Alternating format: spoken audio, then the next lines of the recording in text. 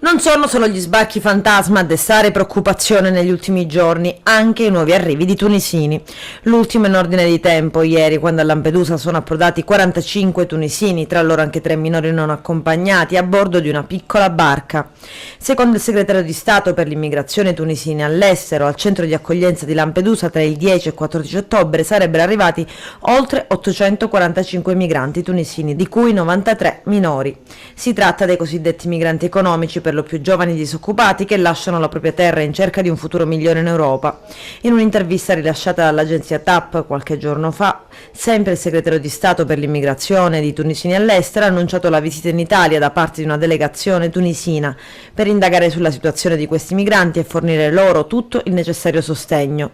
Una visita che sarà anche un'occasione per trovare con le autorità italiane i possibili mezzi per combattere la migrazione illegale.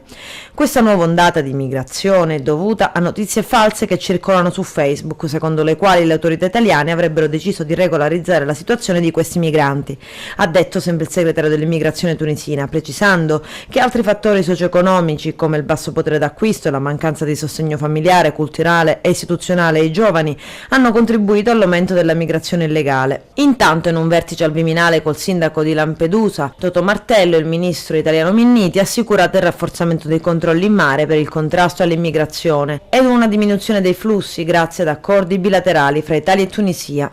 Ma l'arrivo di tunisini non coinvolge solo Lampedusa, lo step successivo è Porto Empedocle e Agrigento.